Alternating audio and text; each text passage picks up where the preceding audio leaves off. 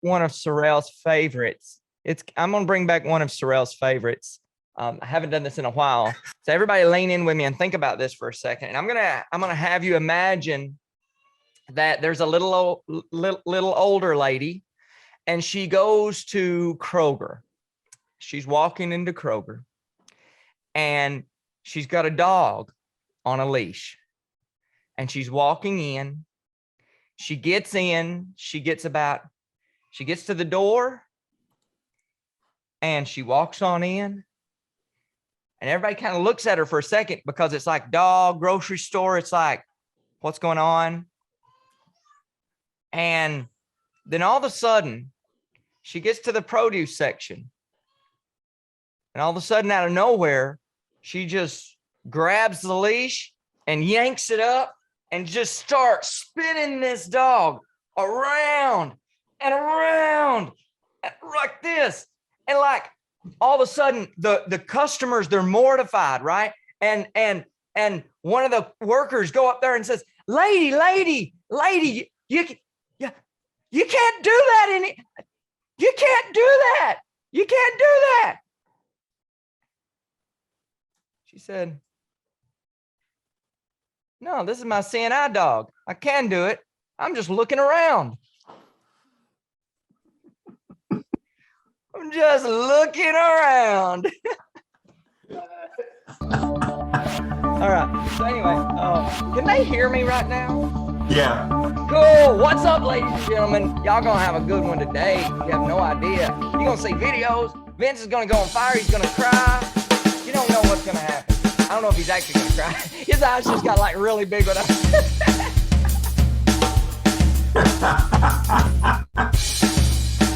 It's like, oh no, I gotta cry.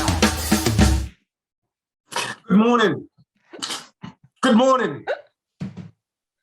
Good morning, Facebook. Good morning, Daily Huddle. Good morning to each and every one of you that has made the decision to join myself and Rawlin Vanatta here on the Daily Huddle on Tuesday morning, because it is Tuesday and we are the host of the Health, Wellness, and Vitality Show. And today is the first part of a 4-part series on blood pressure. Yes, on blood pressure. Today, you're going to learn something that I think is going to be new for you. Because today, I'm going to show you the direct effect that food has on your blood pressure. And it's a visual. You're going to be able to see it. But before we get to that, we always have a couple of questions that we like to start the Daily Huddle with. And the first is going to be to Andrea Villa. How are you today, Andrea?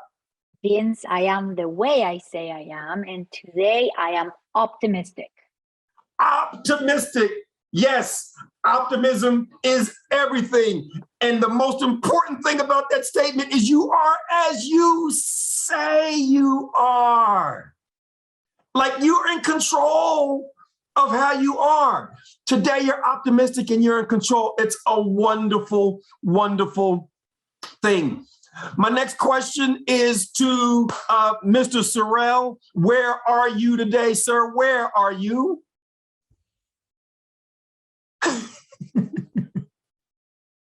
Holy hell, I am here. I am here. You're here. Right? Where you are here. And you are the way you say you are. And the time is, Giovanni, what time is it?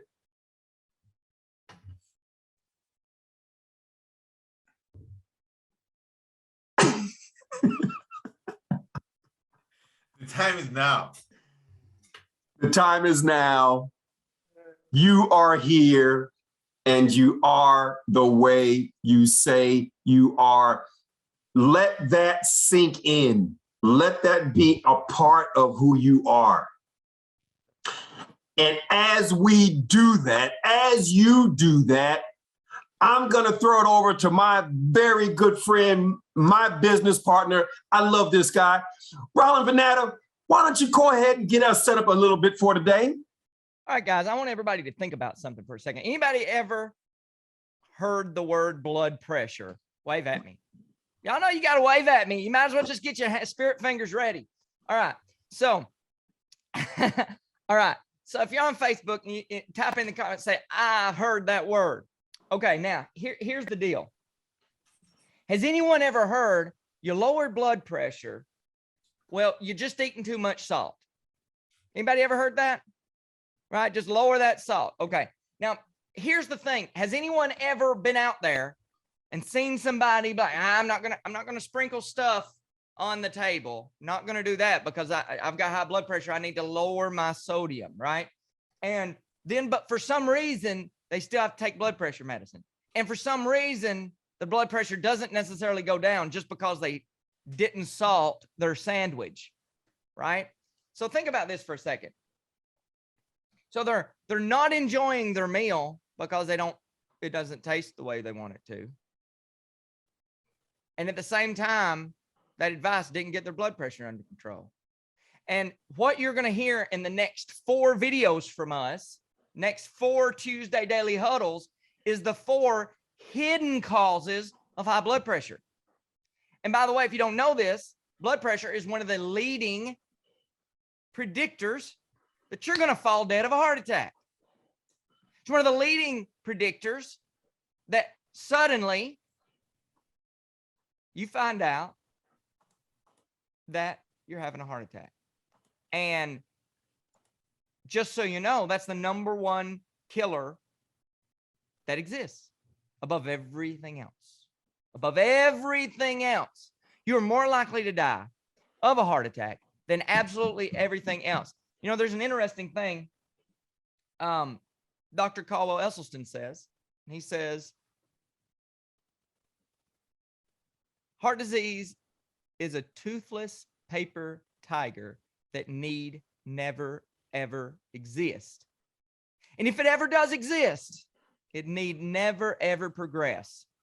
It is a food-borne illness. I want you to think about that statement for a second. The #1 killer that exists for humanity. Toothless paper tiger. People not doing anything about it. Why? Why? Because they don't know about it. They don't know what causes it. They don't know the solutions for it. They don't understand, including their doctors. Now, we're not medical trained professionals. We provide education only. But what I just quoted was from the man that discovered that heart disease was reversible. They were just trying to stop it. Now, here's the interesting thing. There are 4 causes of high blood pressure. Now, think of high blood pressure think of it as a symptom of a problem. Think of it as a symptom of a problem. One of the markers of heart disease. Heart disease being the problem. Now, here's the deal. We're going to talk. Vince is fixing to open it up to the very first one. Y'all gonna get scared out of your mind. You ready to get scared? It's like a horror film today. You ready? All right, because what you're going to see is when you go and eat later today, this is why you tune in here. You know, we're going to help you make better decisions. Listen, when you get ready to, whatever you put on your fork today, you're going to discover something that Vince Rountree loves to call sludge blood. And you're going to learn how that sludge blood is one of the #1 hidden causes of high blood pressure that your doctor don't talk about, that your sisters don't talk about, that your cousins, that your nieces, that your nephews do not talk about. Why? Because no one talks about it. But you know what? You'll see actual video evidence of proof of what goes on your fork and how it instantly relates to. So you're going to imagine, you know, when you eat something, you don't actually get to see what's going on in the inside of your body. Today, you're going to see what it looks like when you eat something and then get to look at, see what that does to your blood in real time. Y'all ready for it? Wave your hand if you're ready for that type of action, that kind of life-changing chance. Tap yourself on the chest, say, I'm ready. Say, I'm ready. All right. Vince Rountree, show us some pictures. Thank you, my friend. So I'm sharing my screen right now. Please tell me, do you see my screen where I ask you a question? What percentage of Americans over the age of 25 have high blood pressure? Percentage of Americans over age 25 have high blood pressure. Does somebody want to give me a guess? I'm saying that because I can't read the chat because my screen is shared. But does somebody have a guess? Somebody give me a guess. Giovanni, what percentage of people over 25 have high blood? Now, we're just saying over 25, right? I mean, maybe 5, 10% maybe? 25? That's a good guess. How about 40%? No way. That's a scary number. So if you're over 25 and there's 10 people in a room, 4 of them have high blood pressure. If you're in the United States. Okay, so with that in mind, what is this thing called sludge blood? Well, sludge blood is blood that has a higher viscosity. But Vince, I know you, chemistry guy, chemical engineer, I don't know what viscosity is. What's viscosity? Viscosity, or Rawlin saying, Vince, they don't understand viscosity. You got to tell them what it means. So viscosity. I don't know if y'all are like me or not. Like, I always get confused on viscosity. Is it is it thinner or is it thicker? Like, which one is it? I'm always confused. And I'm like, I don't know. There has to be. I must not be the only one out there. I think you're right. And the answer is viscosity is a fluid's resistance to flow. So if it's got a high resistance for flow, if it's thick, then the viscosity is very high. And the best way to visualize that is with molasses. Now, molasses has a very high viscosity. It resists flowing a lot. So its viscosity is very high versus water has a very low viscosity because water doesn't resist flow very much. So its viscosity is very low. Well, sludge blood is when the viscosity of your blood is very high. Could you imagine pumping this through pipes versus pumping this through pipes? Doesn't it make sense that it's going to take a lot more pressure to pump this thick, gooey stuff through pipes versus to pump something that's very thin through pipes? Okay, so your blood actually changes viscosity based on what you eat. So what causes your blood to get thick? What causes your blood to get like molasses? The answer is saturated fat. So when you eat foods like hamburger and chicken and fish, yes, because fish has saturated fat, steak and pork and fish, even sushi and more pork, right? And even turkey and chicken and dairy. All of these foods have saturated fat. And even oil, which is not saturated, but the oil also helps to make your blood thicker. And when your blood is thicker, it slows down. Your blood pressure goes up and you can see it. Do you want to see what it looks like? You can see it.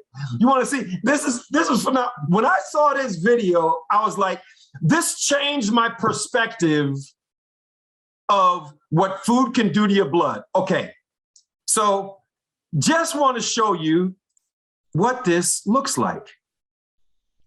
All right, that's what your blood looks like flowing through your arteries under normal circumstances. You can see how the blood just naturally flows through your artery. You see it just kind of flows through, no problem. But when you eat a big greasy cheeseburger, that's how your blood is flowing through your body. That is sludge blood. This is sludge blood.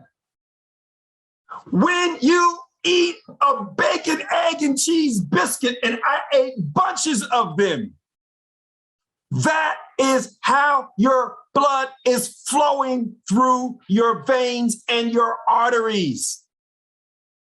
Yes, your pressure goes up. Takes about 8 to 10 hours for your body to knock that out.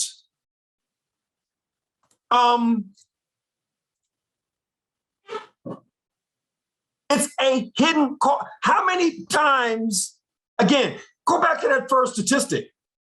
40% of people over the age 25 have high blood pressure. 40%. How many of them had their doctor tell them, you know, when you eat saturated fat, it makes your blood thick. When your blood is thick, your blood pressure goes up. How many doctors have told people that? I'll bet you very, very few. I'll bet you very few, close to none. Go ahead, Rawlin. Yeah, I want to pop in here for a second because it just occurred to me to ask everyone this question. Like, how did you feel when you saw that? Right? Like think about that. Type in the chat in Facebook how you felt when you saw the real speedy blood or the slow blood. And I want to bring up, and while you do that, I'm going to bring up, because if you go to YouTube and you find some people that will criticize this conversation, sometimes people that understand it will criticize it. Sometimes they'll say, you know, anti plant-based people, they'll say, well, yes, your blood does that, but after 6 to 8 hours, your body clears that out. So it's a temporary thing. To my response is, how often do you eat? You're hungry. After 4 to 6 to 8 hours, you're hungry. And so guess what? You eat it and you do it again. Again. And again. And again. And then you're just going to have a snack. Oh, man, I'm just going to get some fries and some chips. You don't stop. It's continuing. 40% of people over the age 25, have high blood pressure. It goes up the older you get. Wave at me if you're older than 25. Wave at me if you're older than 25. It goes up. It goes up. It's not just that. Significantly. And high blood pressure is the #1 risk factor for determining if you're going to get a heart attack. It's the #1 risk factor for determining if you're going to get a stroke. You are at an elevated risk of kidney failure. You are at an elevated risk of so many metabolic issues and concerns because your blood flows through every cell in your body. And so it is one of the best ways of determining, are you at risk of getting a heart attack or stroke? Hey, can I give y'all a visual? I'm sorry, Vince. This popped in my mind. I have to share it real quick. Here's a visual. Giovanni says, don't give me a visual. Don't give me a visual. I'm going to give you a visual, Giovanni. All right. Movie, I'm reading his comments. He's like, shut up, Rawlin. I'm so doomed. No. All right. So, okay. Everybody imagine going down a highway, right? You're going really good. Like, there is a chance that you might have a wreck, right? But imagine all of a sudden someone gets off the exit backwards and they're on the interstate, but they're on the wrong side of the interstate and they're going against traffic. And they're like, you know what I'm saying? Like you ever seen like in one of those movies or something when someone's going the opposite way on the interstate and like cars are whizzing, lights are coming at them rather than going? Do you think they've increased their likelihood of car crashing? Like, think about that for a second, right? Think about if you have high blood pressure as like you're driving on the wrong side of the interstate. And that decision to drive on the wrong side of the interstate is wrapped up in those 4 things. And I'll tell you, this sludge blood is one of the main ones. And think about this for a second. If that sludge blood is one of the main ones, that means every single time you decide to order that double bacon cheeseburger, every single time you grab that hot dog and weenies at the fair, every time you get the funnel cake, every single time you decide that you're going to get a bag of chips, every single time that you're going to get that hot ham and cheese, every single time you're going to get that fried chicken, every single time you do all those things, you're choosing to drive on the wrong side of the road. You can do it. You can do it. It's just a matter of time. Just a matter of time. You can Go do ahead, it. Vince. I'm done. Increase your risk factor. Well, I got 20 minutes after the hour. I think let's go ahead and see if anybody has any questions on our topic today. Any questions? Anybody have any questions, comments, concerns? Yes, Sorel. Hello, Vince. I'm drawing some conclusions here, man, and they're scary as heck. So if blood carries nutrients to my cells, and when I eat something real good, blood flows slowly, does that mean it takes longer for the nutrients to get to my cells? And on top of that, I'm eating saturated fat, which blocks some nutrients like glucose to get into the cells. It's like a quadruple whammy. I mean, am I getting the right picture here? You are absolutely getting the right picture here. You know,